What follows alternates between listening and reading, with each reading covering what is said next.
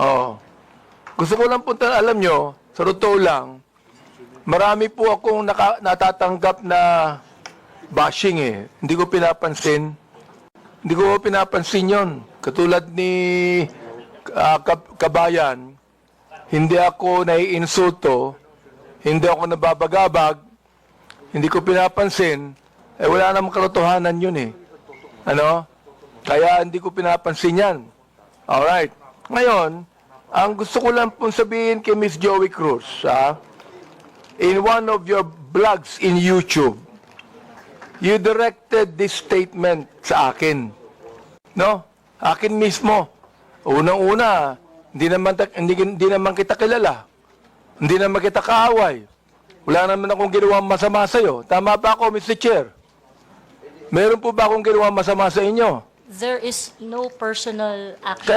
Kaya nga, Mr. Chair, sagutin mo lang ako. Meron po ba akong ginawang masama sa inyo? No meron ba wala? None, Mr. Wala. Wala akong ginawang masama sa inyo, ha? Pinapatunayan nyo yan, ha? Pangalawa, hindi nyo ako kilala. Tama ba, Miss Joey Cruz? You do not know me personally. Correct, Mr. Chair. And Mr. Chair, I do not even know Miss Joey Cruz personally. Am I right? Correct, Mr. Chair. But, you made a statement against me. O ito, babasahin ko ha. O, ang sabi mo, ganito, kung Abante, paswelduhan ka ng taxpayer, gago. Tinawag mo akong tinawag mo akong gago. O, bakit? Ba't mo ginawa sa akin yun? Gusto mo ba akong umiyak ngayon sa'yo? Sabihin ko, ba't mo ginawa sa akin yun? Bakit mo ako tinawag na gago? Bakit po, Mr. Chair? Please, yes. Mr. Chair, and I think it is already established that we do not know each other personally. Ano po yung pakilakas nga po? Hello, Mr. Chair? Mr. Chair? Okay. I think it is already established that we do not know each other personally. Therefore, the statement was said based in a not personal way, but it is an observation of my reaction Mr. Chair, on meron ka pang salita. Your observation is that I'm gago? Is that your observation? This pertains to the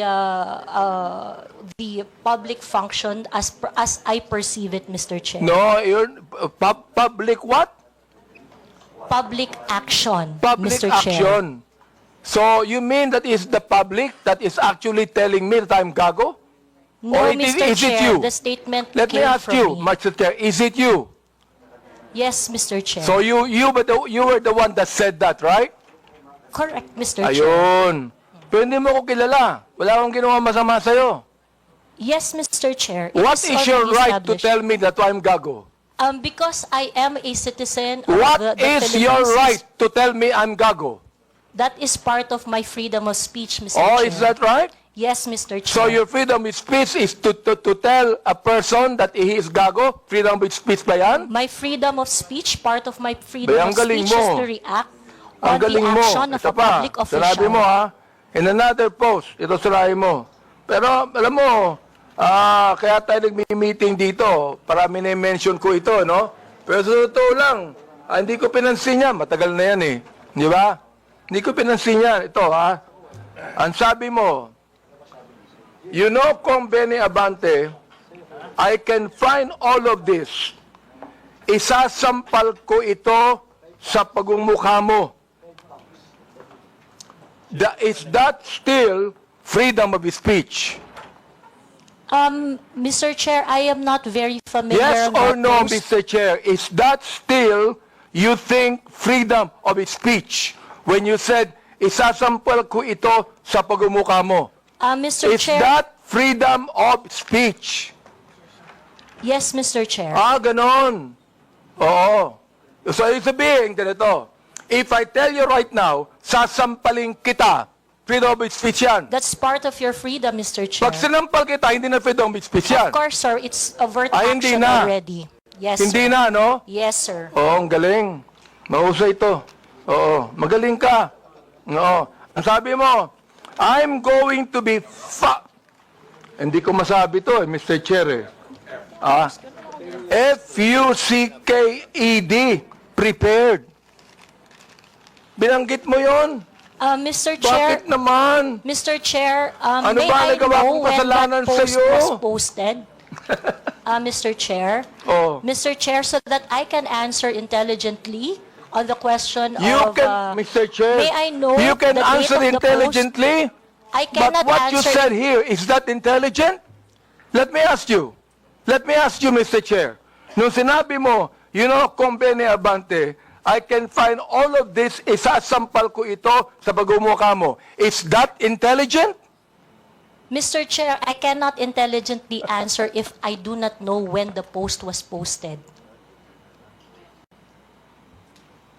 You don't know, Mr. Yes, Chair? Mr. Chair, I think in a day I post maybe 50, Well, 50 posts in a day.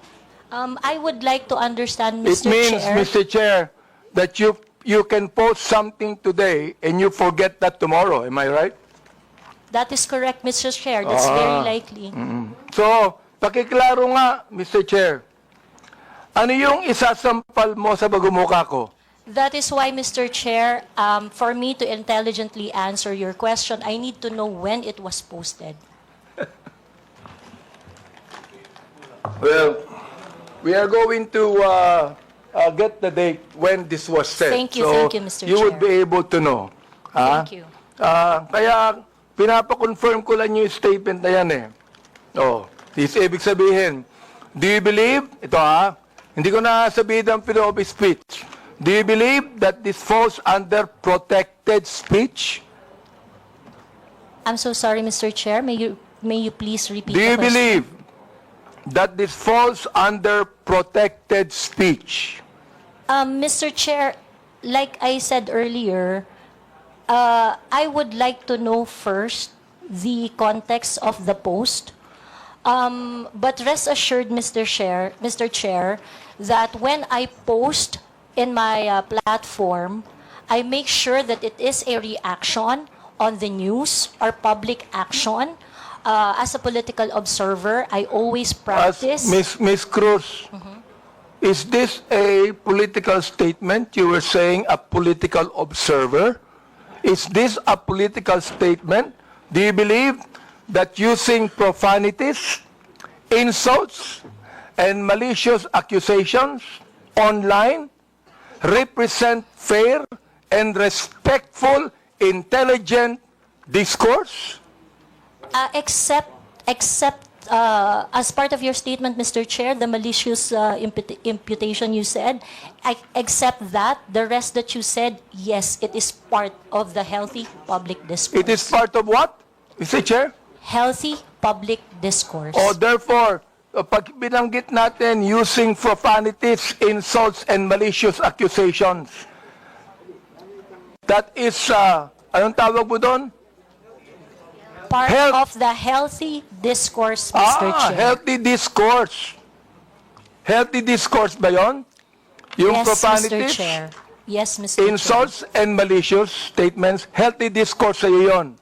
Yes, Mr. And that's Chair. the reason why, Mr. Chair, that we should now actually craft a legislation to put a stop to Miss Joey Cruz, who seemed to be intelligent, and a woman using profanities, malicious insults, saying it is healthy. Yes, Mr. Chair, I stand by my statement. Everything you said, except the malicious imputation, which I do not do, is part of a healthy public discourse. It is part of my freedom of speech. In fact, it is recognized under the Universal Declaration of Human Rights Act that I It is should be able recognized to where? express my opinion without Miss interference. Joey Cruz, I am the chairman of the Committee on Human Rights, and this is not recognized. Profanities, insults, and malicious words are violation of human rights. You violated my human rights. Mr. Chairman, Mr. Chairman, may I inquire, sino po yung sa tabi ni no resource person? Please identify yourself. Are you the lawyer of Yes, Your Ms. Honor. Cruz? I'm Attorney Mark Anthony Manuel. I'm the counsel for Ms. Cruz, Your Honor. Have you entered your appearance here? Yes, Your Honor, please. So Mr. please Chair. be reminded that you can only give legal advice your client and you ask the chairman. Yes, Your Honor. Please sit not in the resource person at the back. You are not allowed to sit. At the back, you sit at the back. Yes, Mr. Lawyers are not allowed to sit beside the resource persons. And please be advised that ask permission from the chairman. Yes, yes. Also sit Mr. at the back. Yes, Mr. Do Chair. not sit beside your client. And rest assured that I am only advising my client as And to then, her so legal ask the rights. chairman the permission before you give the advice. Yes, Mr. Chair.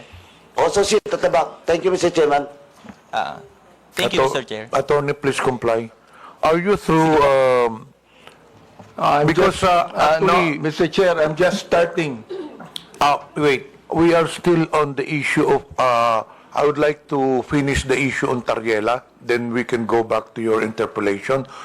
Honorable Junicio, are you still asking questions?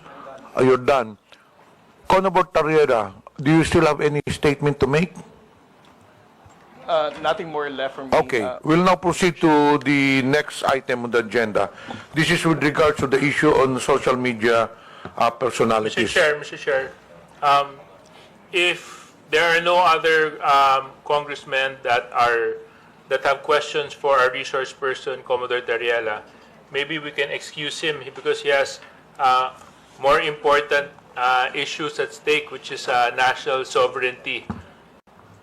So, kung wala na po magtatanong sa kanya, baka pwede na po natin siya ma-excuse sa hearing na ito. You are hereby excused since there are no more questions. And more on that, there are some resource persons here that I believe wala na mga question ng mga congressman.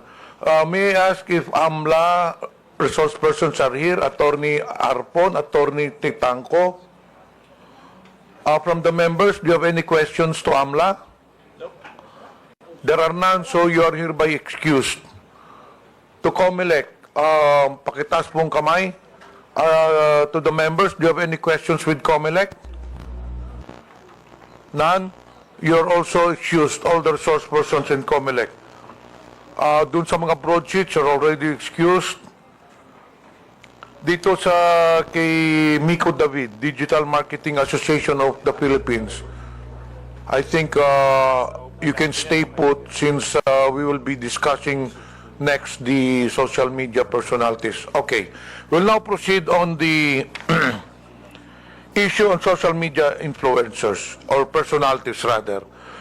May I request that all social media personalities take the microphone and introduce yourselves one by one, starting to the nearest to the chairman. Good afternoon, Mr. Chair. I am George Ahmed Paglinawan. I am a lawyer. I am not Ado Paglinawan, the one that was mentioned by the Commodore Tariela. I believe there is another person who is named Ado Paglinawan, and I'm sure that that is not me. Thank you. Okay, next. Yes, my name is Darwin Salcedo, known as Boss Dada in YouTube and Facebook. Next. My name is Dr. Richard Tesoro Mata. I'm a health blogger pediatrician. Next. Good afternoon, Mr. Chair. I'm Glenn Ang Chong, a lawyer, certified public accountant, and former member of the House of Representatives in the 13th Congress. Next, please. Good afternoon, Mr. Chair, and my name is Zain Batalia. I'm the person behind I Am Sean Wayne. Yes. Good afternoon, Mr. Chair. I am Manuel Mata Jr., also known as Coco Locoy in social media. Coco Loco? Coco Locoy, Mr. Chair. Good afternoon, Mr. Chair. I'm former PDEA agent Jonathan Morales, behind Agent Tambayan, Your Honor.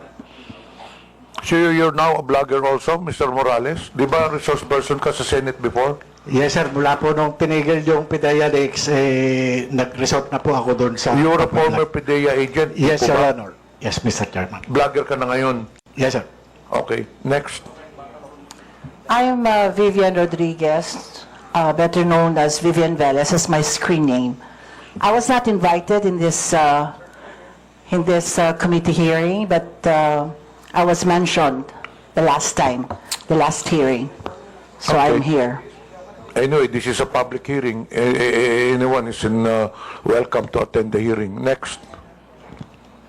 Good afternoon po, Mr. Chair. I'm Alvin Montero. I'm not a vlogger, nor I'm not a journalist. Thank you.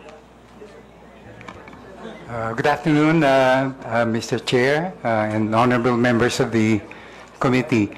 My name is Claro Ganyak. I'm a retired professor.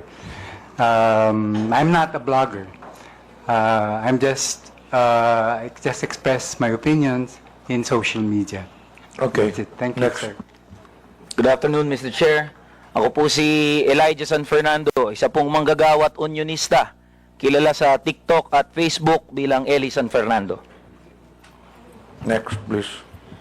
Good afternoon, Mr. Chair. My name is Maria Florinda Princess Duque, or better known as Pebbles Duque. I am now a law student.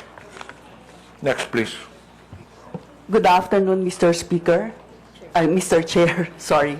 I'm Dr. Ethel Pineda Garcia. Okay. I think there are some vacant seats. Pwede na pong kunin yun. Yes. I am Trixie Cruz Angeles. I am a lawyer. Next, please. May I continue, Mr. Chair? Wait, meron pa yata dito sa... Kompleto na po ba ang mga social media personalities? Who is Vicente Cunanan? You're also a social media personality? Okay, so you can now proceed with your interpellation. Thank you, Mr. Chair. Again, Ms. Cruz, do you believe that freedom of expression is not absolute? Yes, Mr. Chair. You do. Of I'd course, like to Mr. ask the other bloggers if they also believe that. Yes, Mr. Chair. You also believe that? Okay. Sir, Now, there's always a limitation. Ms. Cruz said, yung kanyang statement sa YouTube, no? Na profanities, insults, malicious is a healthy discourse. Gusto kong tanungin yung mga vloggers natin, do you agree with her on that? Yes. That profanities, insults, and malicious accusations is a healthy discourse and a part of the freedom of expression? We would like to ask every blogger to answer me yes or no if they believe in that. Mr. Chair, can I be recognized? Yes.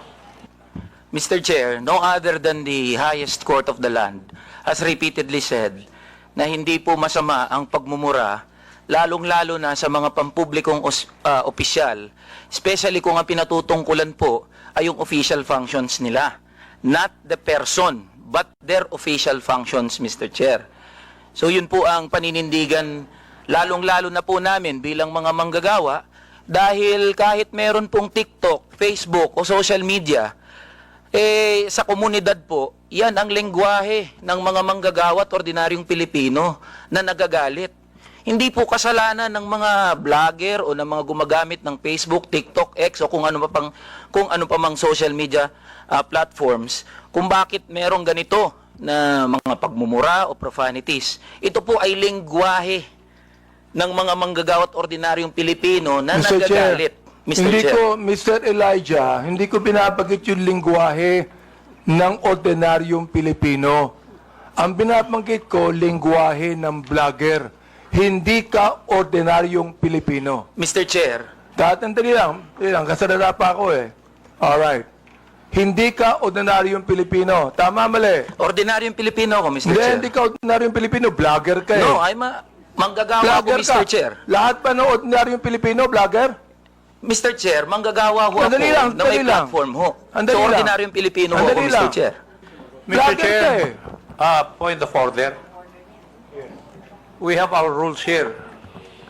I think the resource person cannot answer without being recognized by the chair. Sorry, Mr. Chair. Okay, to all reminder to all resource persons, let the interpolator finish his line of questioning in his statement, and resource persons can only talk when the chair recognizes them. Okay. Nabanggit mo kanina na yung profanities, yung insult, yung malicious accusation, kung yan ay sinabi sa kanyang, anong tawag doon,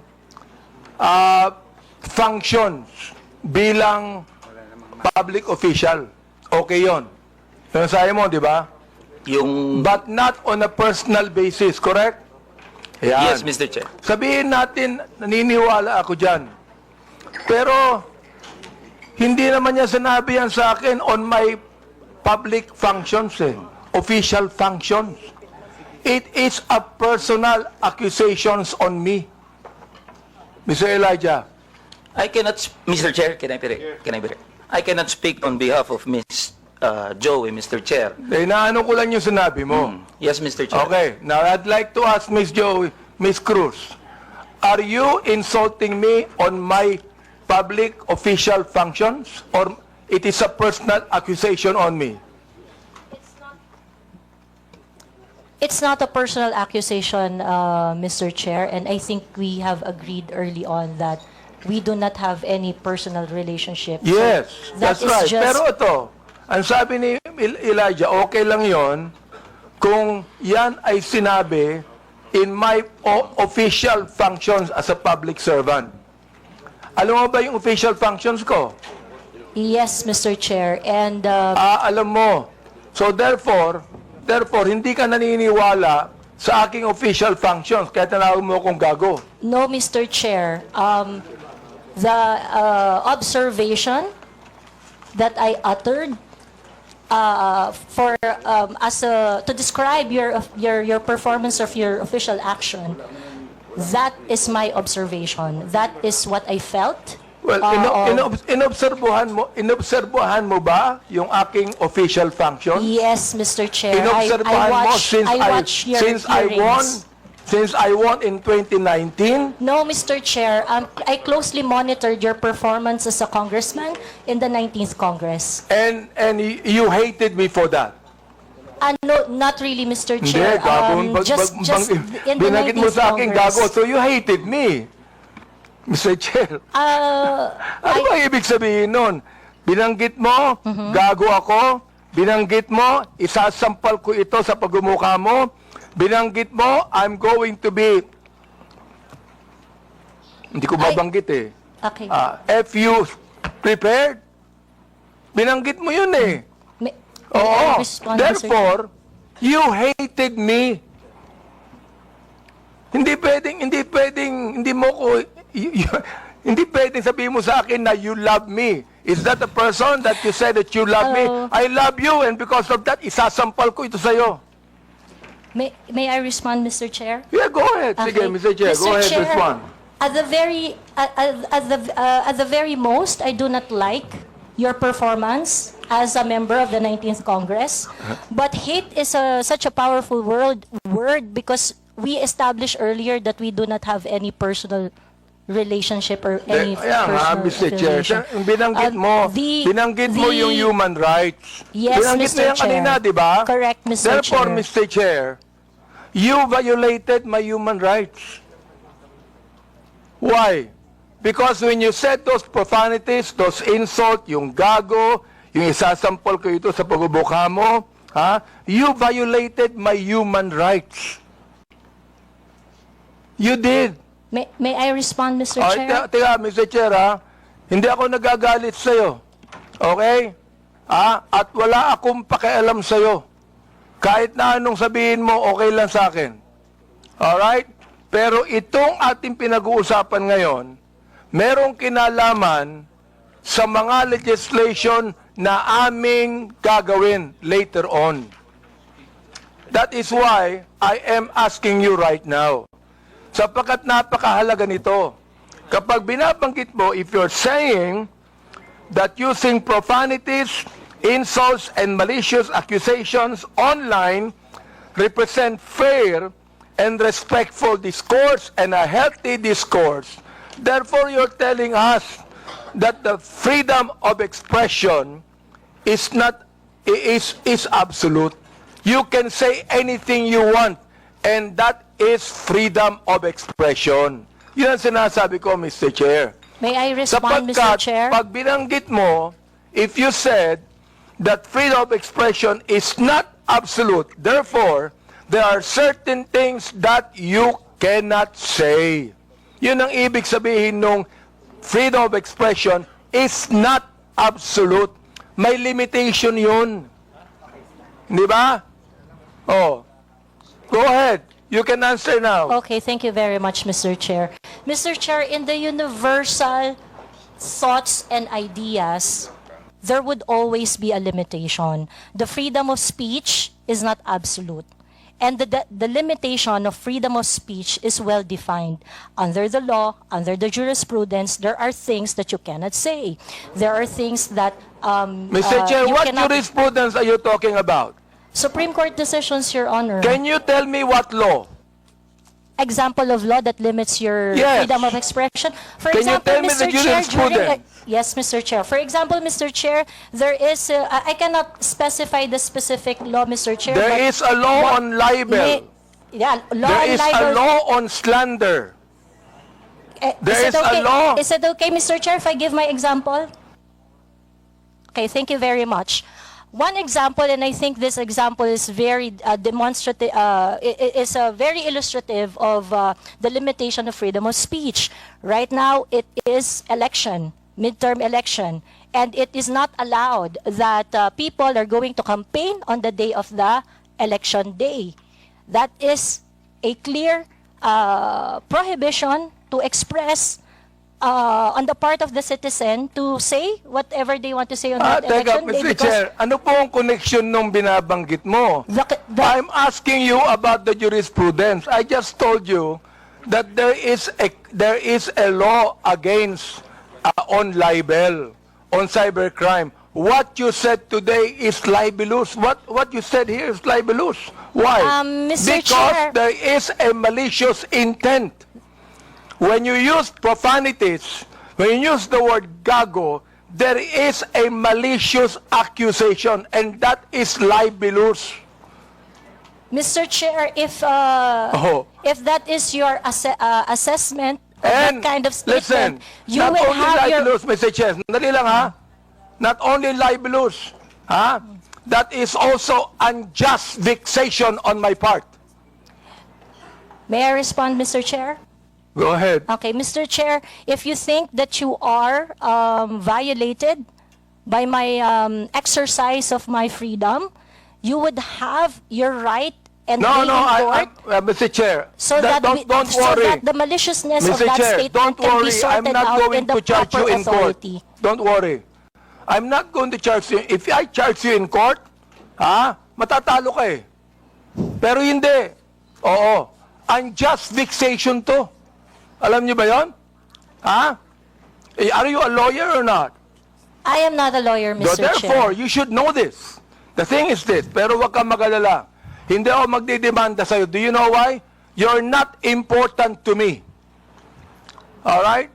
Ang dahilan lamang, kaya natin ginagawa ito, para magkaroon kami ng idea kung anong legislation ang nais naming gawin. Pero ikaw, you are not important to me.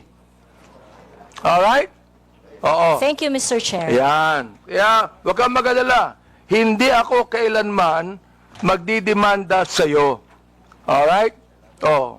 Tumatawa ka pa eh. Thank you, Mr. Chair. Natatawa ka sa akin eh. No, Mr. Chair, I am expressing my gratitude, Mr. Chair. Ganun ba? Mr. Chair, tumatawa ka and you're expressing your gratitude by your sarcastic laughter? I am not laughing, Mr. Chair. It's just a natural smile, Mr. So Chair. gusto kong tanungin po, itong ating vloggers na ito, kayo po mga vlogger natin, do you agree with what Miss Joey Cruz said? Every one of you could be able to answer. if you agree. I have a lawyer there. Attorney Trixie.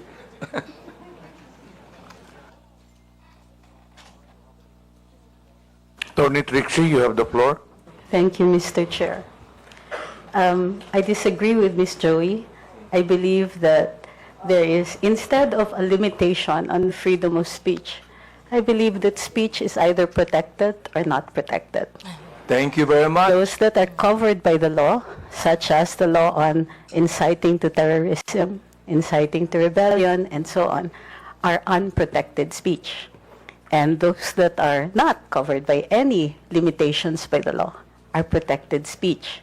The Supreme Court has said that expressions of frustration are protected speech. And therefore, although we differ, Ms. Joey and I, on the approach to the problem, we agree on the solution. Okay, let me ask the other bloggers that we have. Each of you could be able to answer and tell me if you agree with Ms. Cruz on that.